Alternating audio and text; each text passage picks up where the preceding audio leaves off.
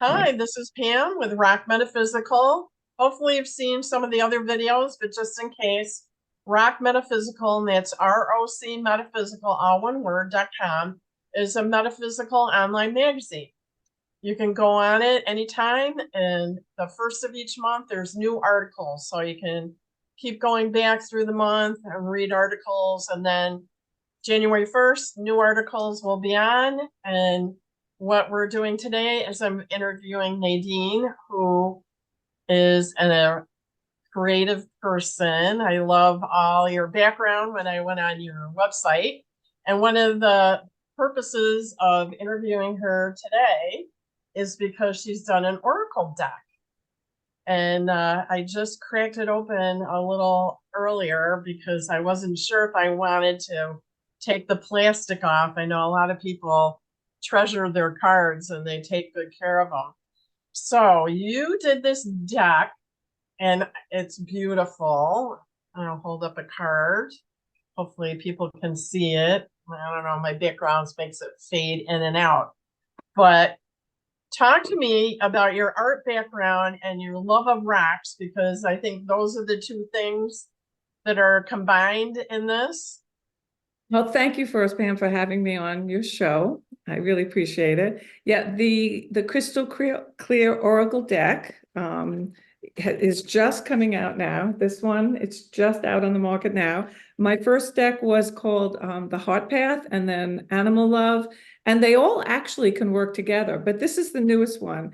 And well, first, I call it a classically trained artist, meaning I went the route of art schools. You know, I went to college, but I went to the Art Students League. I studied Renaissance art a lot. I just love the human form. I love nature. I used to, you know, as far as the imagination and the intuition, I used to imagine that I was Michelangelo's granddaughter and I'd sit on his lap and he would talk to me and tell me his secrets and things. I love him. I studied I loved, you know, the way he did things. So that's my training as an artist. And I also taught art for 32 years. It's just in my blood.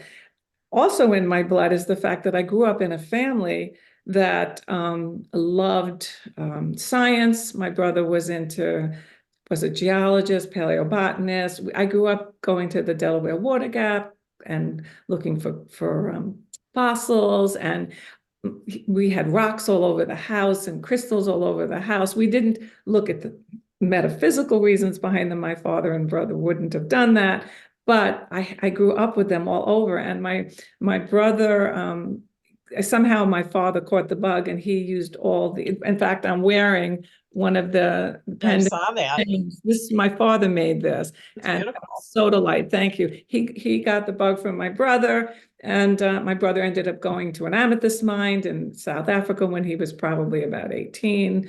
You know, I mean, it was just something I grew up in. I just took it for granted that everyone had stones in their house and crystals. You know, again, not like fine gemstones all the time. I had chunks of sodalite and lapis and tiger's eye that my father was cutting on, you know, and I still have those chunks still sitting around that he never finished cutting. Eventually, as he got older, he bought cabochons pre-made, but you know, he cut them in the beginning from scratch. And I just loved being part of that process, you know, being with them. And sorry. And you know, I used to do drawings for my father. He used to exhibit in a gallery in Manhattan, and I used to draw the stones and the jewelry for him when I was a teenager. It was just always in my life, and I grew up loving stones. Well, that's a great way to get into it. And then I'm sure, and I did read the story about when you held a large crystal and you had like an opening and an awareness, or you know, you became first time aware that crystals or rocks could give you messages or provide some information. So I don't know if you want to talk about that. Oh, you know, most people are more connected to their intuition than they realize, but I I'm more in my inner mind than I have in the outer world half the time. So when this person I knew, who was kind of like a female shaman, when she and it was huge, when she put it in my hands, I was admiring its beauty, but she walked away and I said she'd be back in a second. And again, everyone has the ability to do it, but you have to kind of get out of your own way and let it happen. I had already been doing things like that with artwork, not necessarily with stones, but I just like, whoops, it stood up kind of like a hologram almost. And there was he was definitely an ancient man. He was not a modern man. And he just looked around. It's almost like he didn't, sorry about that. It's That's almost okay. like he didn't, it wasn't about, he wasn't real. We weren't interacting. It was almost like a film in a way, like a holographic film. But I was looking at it going, I was kind of really fascinated because I had never had that particular thing happen before. Since then, one of the things that I love doing is holding crystals in my hand. I mean, I do have a few favorites, but every crystal, I call it in the book, a mind meld, like with Star Trek, right? With Spock, that, every crystal has its own personality, and even if you don't know a thing about crystals, if you look at black tourmaline, it looks like a fortress, it looks like a wall. It's a stone of protection, it's there for you. And if you pick up another stone, I mean, carnelian or something, this to me is like, oh my God, you can, if you allow yourself and you slow down, you can allow each stone to give you its message. And these are the ones, a lot of them I used as the illustrations in the book. I mean, I don't own all of them, but any stone I had, it was my model. In fact, if you look at the, sorry, the hand here in this, that's this crystal kind of thing. So I take my crystals are like my family. I mean, I do hold them. I do ask them, to share its energy with me. In the book, I also talk about an episode in Star Trek, the Mother Hoarder, that we don't realize that everything is alive and everything has consciousness. So, I mean, yes, it's, you pick one to wear and it does give you its, share its energy with you. But I really think you can just, pick one up. This was in the cards too. I use this one, celestite, and let it, you can literally connect with it. And it won't be in words. It would be what I would call, that mind meld kind of thing, telepathic. But if you allow it, they talk to you. And I was sure, you would ask, well, how did you pick 40 stones? Because, there are hundreds and hundreds of thousands of stones. And they kind of came to me. If I held it, it either asked me, or if I was flipping through a book or on the internet, it would say, I need to be in your book. This is what I want to do. And I feel bad for the ones I left out. But or like this card, which is Ruby, this is my friend Snake. So I tried to work as much from my own life as possible. And this stone came, this was something I did for her. And, so there's a lot of personal things in here that it's not just, a lot of crystal books, it's one crystal and it just talks about that. This is a story that weaves together with what comes to me in my own, it just comes through. Intuition wise, I put it down. I don't know until I'm done what the meaning is yet. Then I start writing about it. Okay, so I picked the one, and I know it didn't come through very well, but it looks like it's a moonstone with a rabbit, a bear, and it looks like the moon, and then a morning glory. So I don't know if I can hold it up so people can see.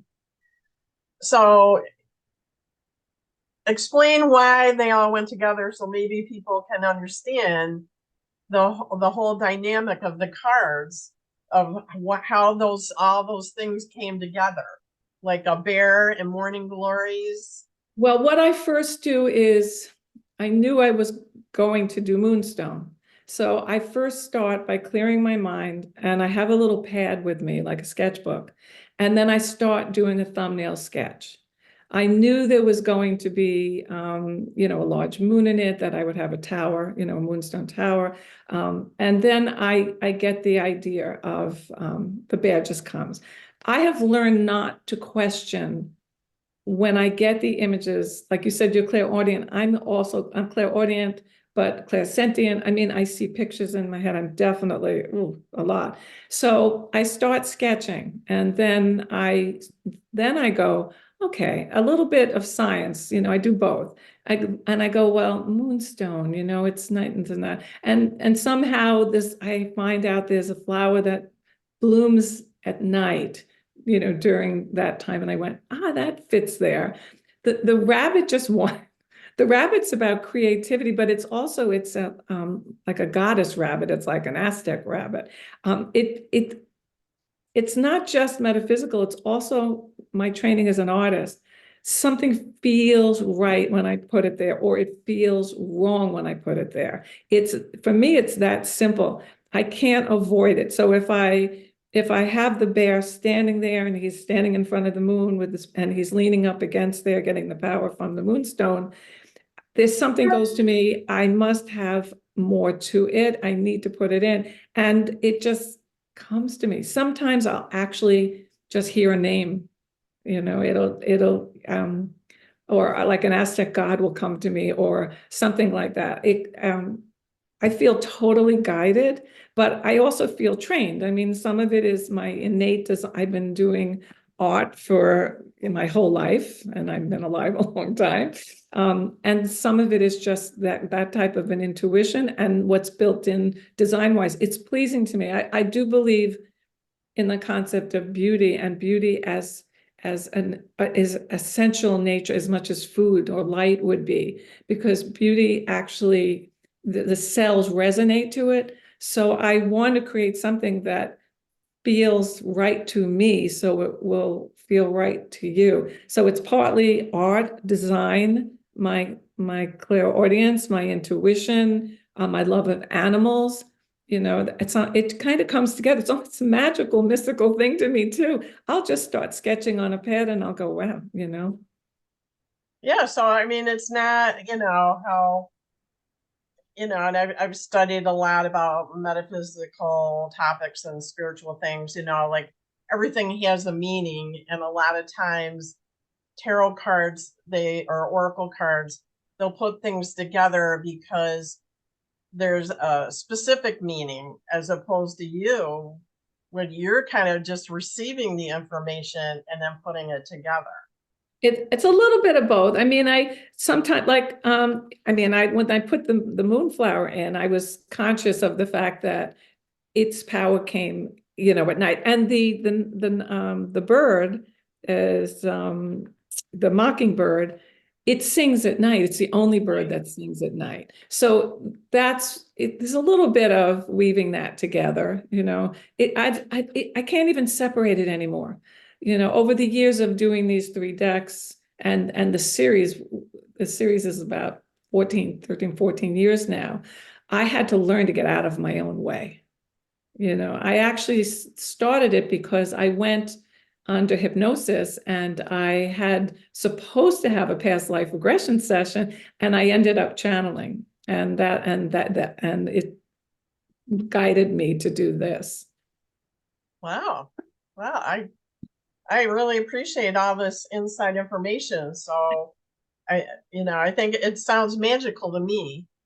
So this isn't just kind of a rote, like, you know, here's a bunch of symbols and No, and just do an oracle reading for somebody. So what's nice about your deck is you also have a pretty thick book that comes with it, that if it's going to phase in and out. There it is. So yep. So you give information about each card. So with it, and affirmations. right. So you say after you pull the card that you should either say the affirmation, or if you're doing it for someone else, to provide the affirmations to the person? Well, there's no wrong or right way to do any kind of a divination tool. I mean, I always recommend that before you even you look at the book, let's say you get a card, look at it for a second, because you're going to respond to it in some way. I mean, you can use it as a tool to help your inner guidance become stronger. And by the way, the card that you picked, the Moonstone, I gave a reading in my shop with that a few days ago, and a woman picked that, and she was so impressed because she had just bought a rabbit. So, Wow. and then she bought the deck. I mean, usually my higher self or whatever gives me a clue that there's something in it for that person. And it's been with each deck that I believe it's the person's higher self pulling that card for them and what they need to hear. And I'm the tool for it to happen, but it usually is coming from yourself. And so it needed to guarantee, there was a lot more to the card than the bunny, but the bunny, of course, is creativity, and she had just had a baby. But, she said, I just went out and got a rabbit. And so I said, there you go. We get these tools. But, after you pull a card, and again, there's no right or wrong way. You can clear decks. I give a lot of ways to clear the deck, creative things you can do with the deck. There's also a glossary in the back of the book in case you need a little more clarification with some of the terms. And I like to define them in my way, put a little twist on it in my own way. But I have a balance between, I am a researcher. I have a doctorate in art education. I had a 400-page dissertation. I am a researcher, but the research goes from my inner research to then I go to my outer research, and I try to get them to mesh together in a way. That's why in the beginning of each story you have from the card, it is in the first person, but it says a little bit about its structure, what it does. And then it goes into, it says, I am amethyst, or I am labradorite, and I'm here. But in that format came to me. It said, I want to be telling the story. The crystal said, we want to be telling the story. So I said, okay. It's very fun. 4 years ago, I had no idea I was going to do oracle decks at all. And in my shop in Peekskill, people would come in and they would look at me and they would say, don't you think you should create an oracle deck? Did you ever think about doing tarot oracles? And that kept happening. And that's how my higher self works. It kept repeating and repeating and repeating until I said, okay, I'll look into it. And you have to kind of trust that, people hear things, they think things. You have to learn to trust it. In the beginning, I was a little, okay, I'm not sure about this. But the more you put your attention to it, right, the more you allow it, and the more you turn the outer egoic structure, off or down, the more it can come out. And so that's why I say, I think everyone, if they are into crystals at all, I mean, hold them. You will, and I mean, meditate with them. You will definitely start feeling things. I always test myself too. And I picked up a stone the other day and I said, okay, I'm going to see what it's going to tell me. And I started to get, I'm getting very sensitive now. So I started to feel my heart pounding and boom, boom, boom. And I actually forget which stone it was, but when I looked it up, it was a stone all about the heart. So I'm beginning to believe that, yes, we can do this. And because again, I was looking up the meanings of things, every stone has its common meanings, but you think who gave them those meanings? It's historical, they go back in time, and you can give a meaning to it too. It keeps. Right. That's always been a question of mine. It's like, the Crystal Bible book that I remember from way back when. It's like, well, did the person sit with a rock and just, okay, what is it doing? Or did they get that information passed down through history? That's, I've had that question, like, how did they know? That is an excellent question. I've asked that many times. My intellect says that, probably wise women and people who had knowledge of the stones for medicinal or other reasons probably helped in that type of a definition, but there were also biblical things that, with the stones Right. and that, you could write a whole book about that, I would imagine. But some of them were just named, got from whoever found them, Right. and whatever they felt. Well, it's kind of synchronistic when you think about it now. So you have a family background with rocks, and then you've got your art background, and then somehow magically it all comes together where you're doing the decks. Plus, you have beautiful art. When I went to your website, and I think your art has been in magazines and homes where they've used it as part of the article where they've redone a home, and yeah, the art is gorgeous. But your art is gorgeous in the oracle cards too. Thank And you. and that had to have taken just a little bit of time. I don't know. One just is able to focus. I have so many distractions. And like you, up until about 7 years ago, I had a full-time job for 32 years. I still always did my art. Maybe not as much because I had a family and stuff. I did it, but not as much. And I knew I was, as I got older, and this series started, I knew I was going to go in, let it take more of my time up. And now I don't even know. I have a fourth deck coming out I'm doing a deck with another woman, Laura Avanzano, who's a medical intuitive. She already has a book with my publisher, Barron Company. It's called The Divine Nature of Plants. And I'm doing the spirit deck for her. She's not calling it an oracle deck. And I'm going, oh my God, I have to do 40 images in just over a year. And I'm like, It's almost one a week. And that's why I said to her, I think we might have to extend the date a little bit. I love doing it. I mean, I work in my studio and my shop every day when I can. And and the same thing with the plants. I mean, even and my father also, along with he was a lighting expert for Sylvania, and along with the crystals, he ended up, when he retired, volunteering at the Bronx Botanical Garden and became an orchid and succulent expert. And I had I had a greenhouse attached to the back of our house, and so I mean, it was fascinating. I really love plants too, and that's the only reason I agreed to do this, because I just want to honor them. I love them so much, and the stones too. And I know in my introduction, I mean, I really do believe everything has a consciousness. It may be at a slower vibration, but everything feels, everything is alive. In fact, it's probably an extension of our consciousness on some level. And so I want to honor them. I just think it's a beautiful thing to do. And when you're doing, pulling a card in the divination, they are working with you. I believe it, that they're working with you. I mean, you don't have to actually own a stone.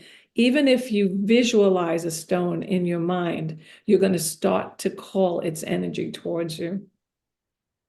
Well, I know I see the rocks behind you, so and those are all yours in your home. I mean, I have rocks strewn around in my house. I have them in the garden. I've got them at work. I've got them in my plants at work. Yes. So Yeah. a lot of people, even, and I've told them, even, and same as you, even if you aren't realizing the rock's potential, just the beauty alone, just, I make jewelry using natural stone, and I'm like, this came out of the ground.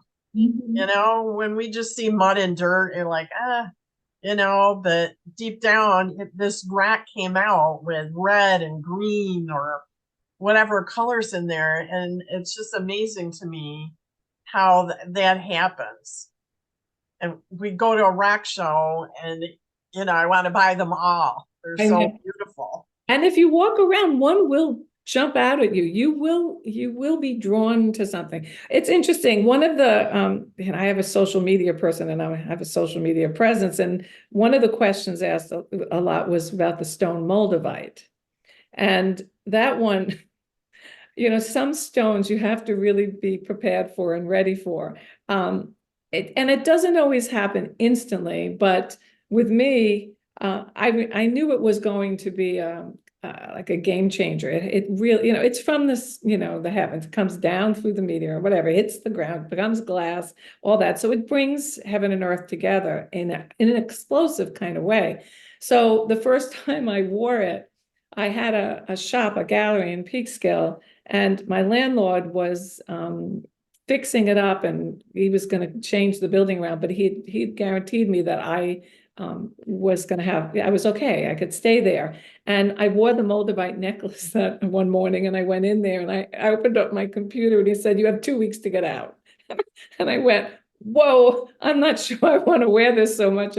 But it does change you. And I believe you may not like the change in the beginning, but it usually is for your highest and best good. I ended up in a really beautiful space in town. I probably would have liked to have stayed where I was, but I did end up in a much more convenient and beautiful place, because I just knew it would all work out okay. But I do believe that stones different, again, if you would ask me what my favorite stone was, it would be like asking what your favorite child, your children, but I'd have to say my rose quartz.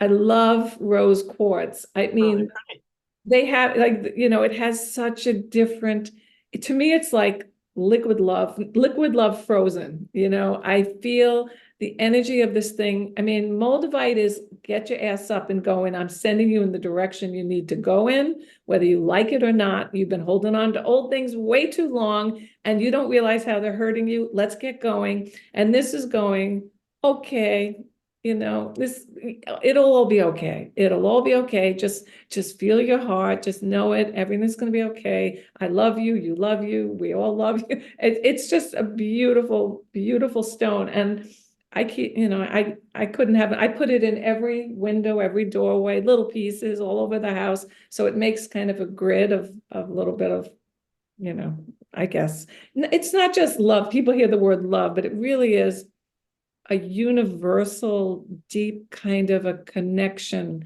to everything, not just, am I going to meet someone, or, do I love myself? It's just this blanket of a beautiful energy. Every stone has a different energy. And I know there are viewers out there that are saying, I don't feel anything. How come when I pick it up, I don't feel anything? Well, I didn't always. It's something that I've cultivated over time, and you have to put your intention towards it. I mean, it's like everyone you meet on the street. You're not going to talk to everyone and instantly engage and understand them. I mean, you pick certain people out in your life, and you get closer and closer and closer. And it's the same with stones. I don't know every stone. It's certain one, like this is carnelian. I can't put it down. And this is an energizer. This is like holding on to a little battery, the color, but I can't put it down. And, we're talking now, and I'm holding on to it. And it's almost like it gives you little jolts of energy. You can do this, go ahead, get out in public. I'm red, I'm bright, I want to be noticed. Every crystal is going to do something else. And the cards just nudge you in that direction. That's all. It's a divination game. Everything in life is a game, but it's just to wake you up to there's more information about yourself than you realize. And like my other two decks, there's more than just the crystal. It's many symbols. And the crystal introduces itself, and then it takes you on the journey to meet these other symbols, and then they culminate with some saying, and then 3 affirmations. Right. So I would, definitely, because you can feel, the emotion or the energy or the message of the ROC, that they're very well placed in the deck. So when people pull the cards after watching this video, they would understand the meaning of the ROC on that card. So it's so nice to hear that you have such a deep connection to the ROCs, as opposed to you just went into a ROC encyclopedia and just copied over somebody else's what they thought. I had to just make sure there was some accuracy to it. So I did, I tend to look at many things. You know, I look at different cultures. I look at what scientists will say, what do different cultures say, even what do different people say. And then I go, what do I say? So I kind of attempted to put them all together. I mean, I don't want to contradict what other people say. You know, I mean, this is lapis, right? It's blue. All blue colors have to do with the throat chakra and communication. I wouldn't go against that, but this particular stone looks like it's a planet whirling through space. You know, it just is incredible. I feel like it's taking me, you know, everyone is different, and every piece you get is going to be different. You know, size does matter in a way. The bigger it is, obviously, the more energy, frequency, you know, you're going to be able, it's almost like a radio or something. You turn up the volume, the bigger it is, the more you get.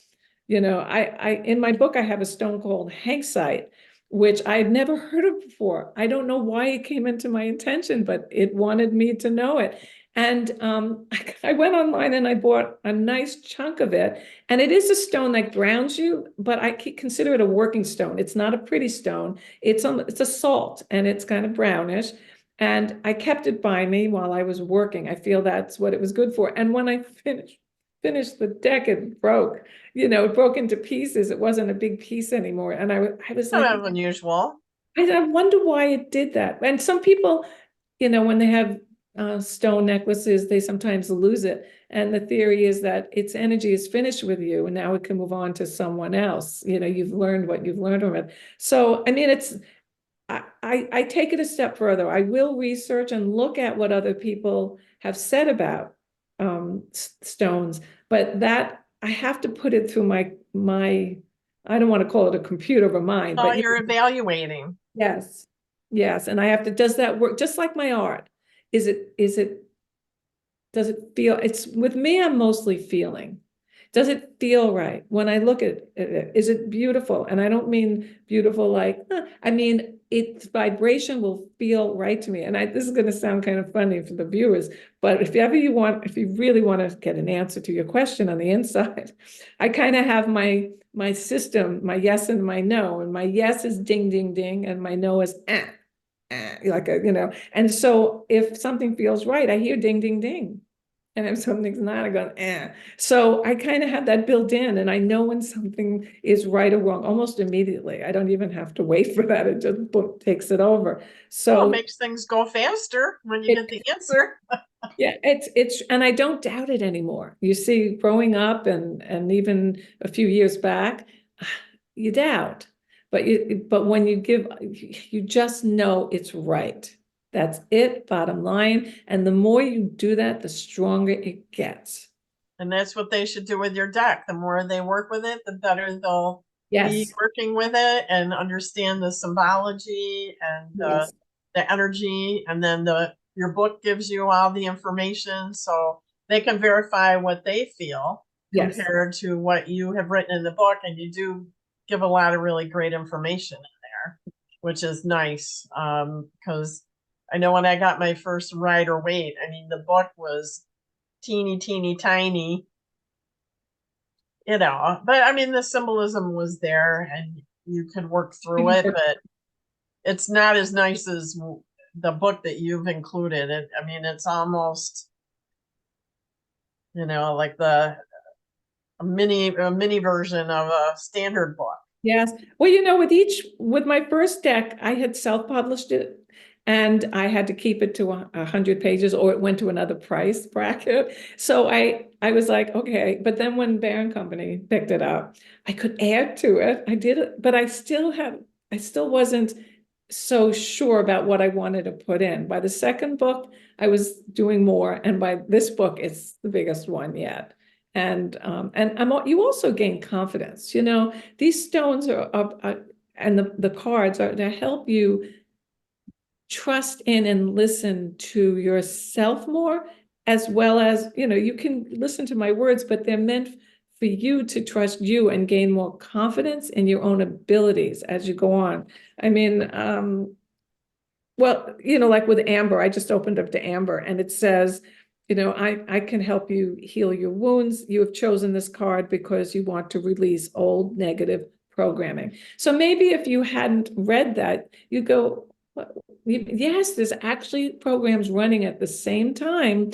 You may think you're one way, but there can be something deep in your cellular structure sending out another frequency and you're not aware of it. So it's just to give you little clues that maybe then you'll go look into it to see what could she mean by that? And what could it be that I could possibly, because look, as far as I'm concerned, if you're on this planet, you're going to have challenging times. You're going to have wonderful times and you're going to have dualistically challenging times. And that's it. And it's how you kind of navigate that way.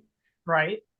And so this is just a tool, right? This is a tool to help you go, okay, which direction should I go now? I don't, and it really, when you feel that you don't have something, you can kind of get sad or, but when you have a guide, and guides come in all different forms. I mean, this divination is one way to have a guide, and crystals are one way to have a guide. Everyone, there's enough that goes around for everyone. There's so many ways that one can be guided, as far as cultures and wise women and, different religions and spirituality. There's just so many ways you can go. And if you're into being tactile and you're into beauty, this is a great way to go to up the volume on your inner voice. This is what these crystals are talking to you, and they want you to hear and listen. Well, but I think your deck too is doing the same thing, is having you tune in and listen more. Yes. You're doing it for yourself, and you give instructions to people, especially if they're new, starting to work with a deck, on how to work with it for yourself, or if you're going to do a reading for someone else. And I like the fact that you talk about your other decks, and I've seen this happen when I go out to fairs, is that they combine cards together. Absolutely. They all go together. Right. And I wanted to add with something you just said, which was very good. I mean, when you learn you read it yourself, but you can work with your friends and family, and you could read these, and then it starts off as a discussion. And in a way, you're giving the reading to them. So Right. It's a guide. I have gotten so much feedback, which is what warms my heart beyond what I could even describe, that people, they contact me from all over the world, and they say that, they read these cards, they cry, they release things, it pushes them to a next level, but gently. This is and I made this decision from the first deck. I only focus on doing it in a positive way. That doesn't mean it's a goody-goody kind of book. No, it's going to go deep into things. But what is the purpose? If what you put your attention to manifests, I don't want to put your attention to the fact that maybe you are X, Y, and Z and blah, blah, blah. That's not how I word it. To me, it's like if you focus on certain things, like, for example, with an affirmation, I just opened up to a page. It is possible. It's just the way I look at it. When I count the stars, I start with myself. I am on the right track to my spiritual destination. It's always going to be uplifting.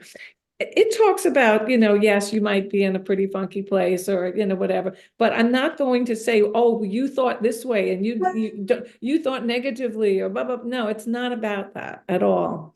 Right. Well, that's good to know, because we're already hard enough on ourselves. Right. So if your deck is more uplifting and giving a reframing, I guess is, the therapy word, to reframe how you think and to see from a different direction. And like you said, if you're sitting around with friends or family and you get the deck out, it's kind of like, pull a card, I think this is what it means for me, and then ask other people, well, do you think that applies to me? And it could apply to other people. So it's a great way to start a conversation and have fun. Absolutely. Yes. Yeah, I'm excited now. I'm going to play with it over Christmas break. Oh, that's great. Pardon? One thing, you brought up the word therapy, and I just have to mention that when I was about 17 years old, I wanted to be an art therapist, but I couldn't find any colleges at the time anywhere around me that had a program with that in it. So on some ways, I feel like I finally, you know, completed that cycle to bring some loving therapy into people's lives. Well, and it's a great way to do it. It's a soft and gentle approach with art and pretty rocks Mhm. and uplifting information. So I'm excited. I've got friends coming over during the holiday break too. So maybe I'll get it out and see what happens. Definitely. So we'll kind of wind it up now. So you have your decks at Inner Traditions, which they're online, and I love them. And they have such a great variety of books and decks, and they have your decks or oracle cards. And then you sell them in your shop. So yes, in the Traditions Bearing Company sells it online, or you can go to Amazon and get them also. I do have a website. I mean, if for some reason, it's always better to go. I mean, when you go through Amazon, it'll get it to you very quickly. I do sell them if you happen to live anywhere in in Westchester, New York, in Peekskill, New York. I do have a gallery called Third Eye Arts, and I do sell them there. So those are the main ways. And you can, again, you can get them, contact me off my website, but it would probably be best to go in a Traditions Bearing Company. Okay, and you have beautiful art too. So I mean, if somebody wanted to take a drive and go and Peekskill, I think I've been through it. It's very cute and it's a fun day trip. So if they want to head that way, It's they can beautiful. stop in your shop. It's Hudson River town. All the river towns are beautiful. Right. And do you do readings too? I do. I do. I mean, that kind of evolved naturally. The one thing that's fascinating, I always wanted to be an artist for as long as I can remember. And I always wanted to be in museums and galleries. And I have had extensive shows and things in my life. But the thing is, galleries can only expose you to so much. These decks, it's gone around the world. I've reached so many more people than I would have ever in a gallery, even a museum. And I'm so grateful for that this happened, because I love to connect with people, and it just kind of evolved this way. I never knew that my art was going to end up doing this until about 4 years ago. What a great way to look at it. You've been all around the world and you didn't have to pack up your bags and all your artwork and go from here to there. They just went through the mail and as we've talked before we started recording, I mean, these are very easy to carry around and you have multiple pictures. And I know people that collect decks collect them a lot of times just because the art is so beautiful. And I thank you. And I just want to add one thing. When you're working with a deck like mine, there is no wrong or right way to do it.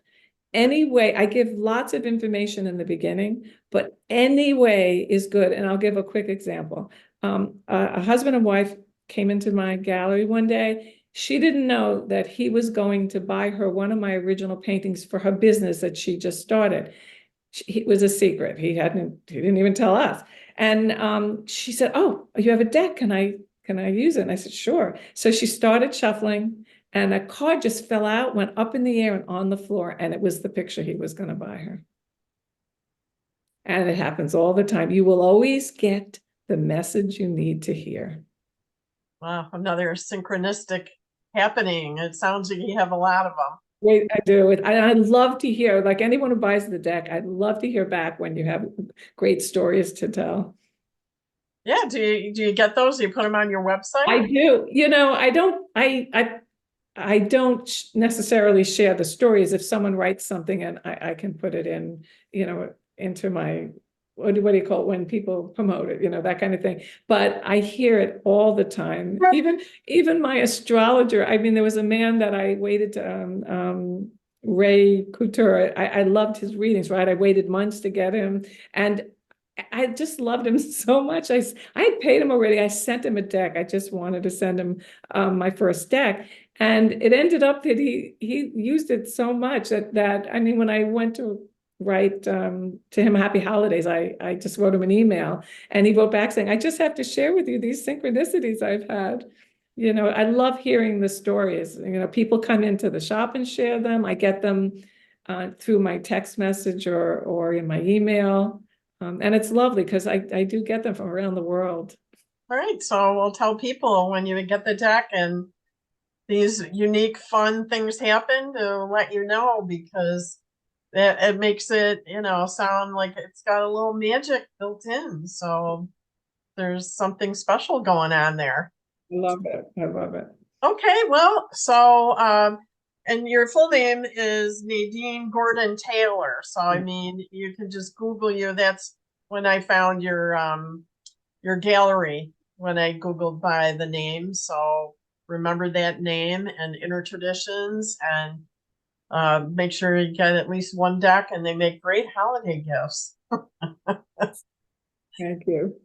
All right, so I thank you very much, and I'm gonna hit the stop button. Thank you.